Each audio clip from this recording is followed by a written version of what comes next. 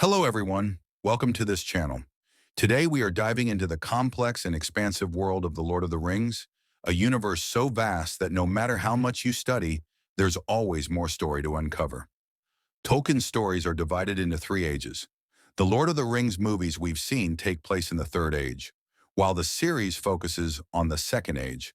In this video, I'll tell you everything you need to know from the First Age so that you can enjoy the series even more. The main villain of the Second Age is Sauron, the same character we saw as a fiery eye in The Lord of the Rings. Sauron was once the servant of a dark god, and the story of this dark god takes place in the First Age. So it's important to understand what happened during the First Age. I'll mainly focus on the First Age without giving away too many spoilers, just in case they ever decide to make a series about it in the future, so it won't be spoiled for you. You have not seen.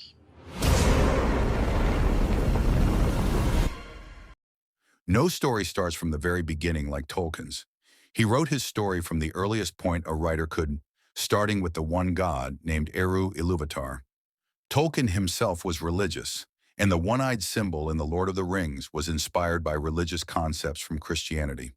The story's foundation draws heavily from the Bible, and the First Age begins when nothing exists except for the one God. This God first creates divine beings known as the Ainur, who each represent an aspect of his essence. After the creation of the world, the Ainur are shown a vision of creatures called elves and men, whom God tells them he will soon create. Ilúvatar instructs the Ainur to go to Earth and prepare it for the arrival of elves and men, who are still asleep, awaiting the moment when the Earth is ready for them to awaken. At this point, the elves and men have not yet awakened, but we stop referring to these divine beings as Ainur and start calling them gods, as Ilúvatar's role in the story fades. These gods resemble the gods of Greek mythology, each ruling over different domains. One becomes the god of the sea, another the god of wind, and so on. However, just like in the Bible, the most powerful of these gods, Melkor, becomes corrupted. Melkor perceived an aspect of Ilúvatar that the other gods did not understand: emptiness or void. He desired to become like Ilúvatar and sought control over everything, which consumed his thoughts. This part of the story was inspired by the story of Lucifer's fall in Christianity. Just as Lucifer was cast out from heaven, Melkor too sought to dominate the elves and men, becoming the first embodiment of evil in this world. As time passed and the world became suitable for habitation, the elves awoke. The story becomes significant when, during their time living with the gods, an elf crafts three priceless gems called the Silmarils. These gems could contain the light of the two trees of Valinor, the land of the gods. In The Lord of the Rings, you may have noticed that the elves' faces glowed.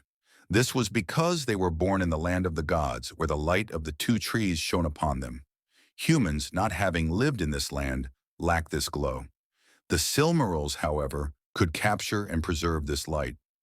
If the Second Age's stories revolve around the conflict over the Rings of Power, the First Age's conflict centers around the Silmarils. These gems were crafted by an elf who was taught by the god of smithing and had 7 sons. He was a leader among the elves. The dark story begins when Melkor steals the Silmarils, crafts a crown for himself with these gems, and flees to Middle-earth, the eastern part of the world where elves and men still lived. Melkor begins to conquer lands and becomes the Dark Lord, thus starting the epic tales of the First Age. The First Age is filled with epic battles, themes of loyalty, brotherhood, betrayal, and war.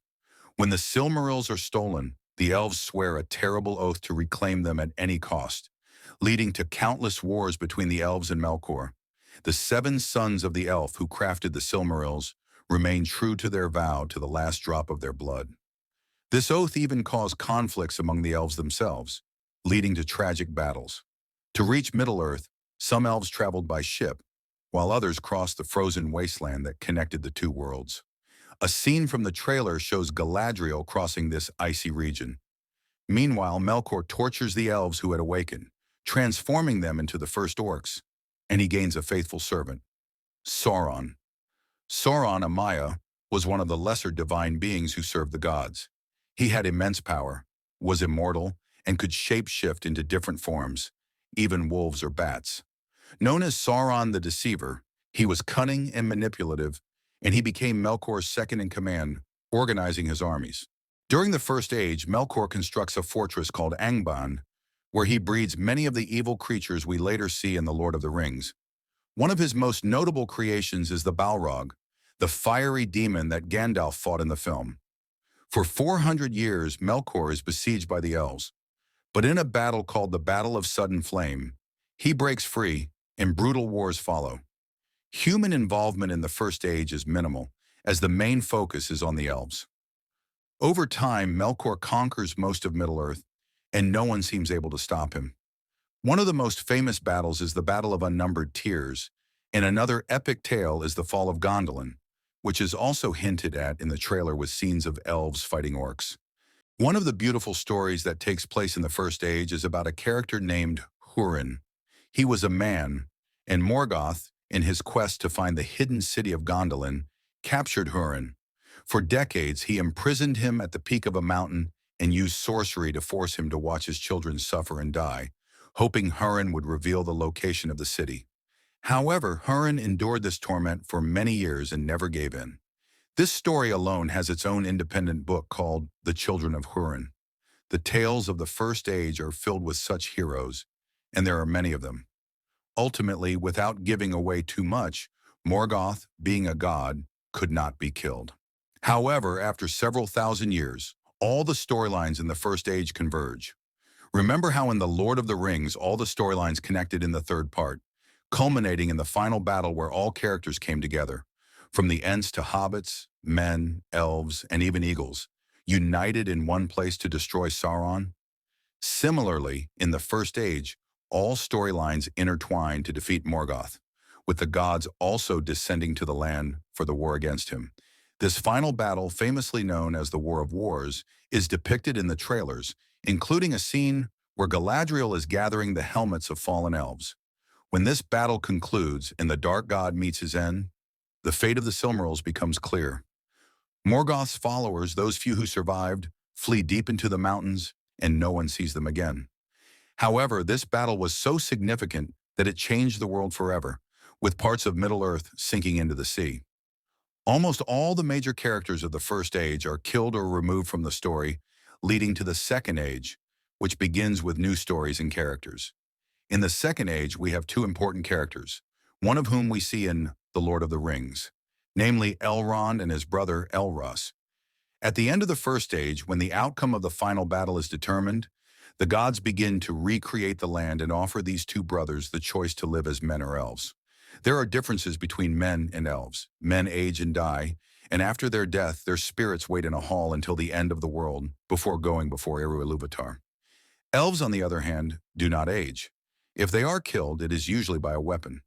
Even if they die, their spirits are reincarnated into new forms and return to the world. Elrond decides to remain an elf and becomes the right hand of the Elven King, Gil-galad.